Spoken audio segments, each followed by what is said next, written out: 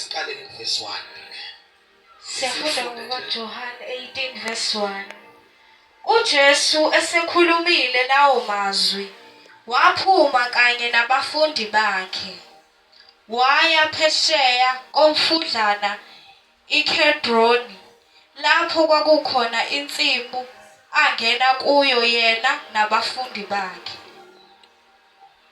Verse 2.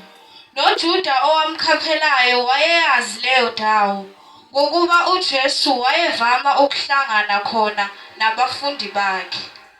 Verse 3. Khona uJuda esethole isigaba samabutho nezikhonzi kubapristi abakhulu nabaFarisi, waya lapho benezihlanti nezibani nezikhali. Nezihlanti uphinde.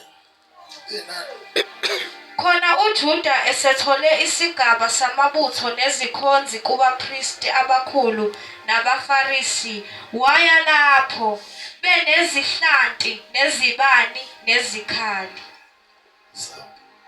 Khona uJesu ekwazi konke okuya kumehlela. Ekwazi uJesu okuzokwenzeka ngasikuthiyo bangizishwela senjeje.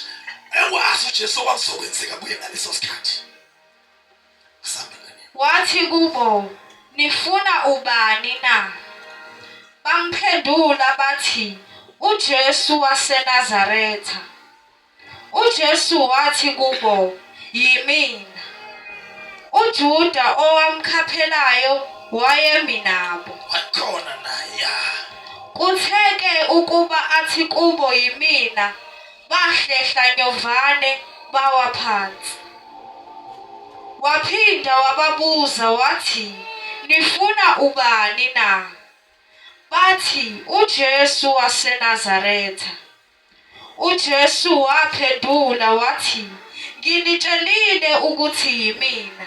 Uma-ke nifuna mina, bayekeni laba bahambe, ukuba ligcwaliseke izwi alishoyo lokuthi, kulabo ongiphe bona angilahlekelwanga namunye. uSimoni Petru enenkemba wayihosha, wayigenca inceku yompristi omkhulu, wayiquba indlebe yokunene. Igama lenceku lalinguMalkusi. Khona uJesu wathi kuPetru, faka inkemba emgodleni wayo. Angiyikusiphuzisa kanti isitsha anginike sona uBaba na? Njalo-ke isigaba nenduna yenkulungwane nezikhonzi zabaJuda bambamba uJesu bambopha. Okay. Ake sime lapho. Amen. Awuhambe nami ngawuqala 4. Khona uJesu ekwazi konke okwakumehlela. Amen bazalwane. uJesu ekwazi. Haleluya. Nangafiki nje lapho bazalwane kuze nizwe kahle. Ibandla liyazi ukuthi uJesu wehla nje ezulwini. Ehlela thina zoni. Esasimelo ukufa. Esasimelo ukubhubha.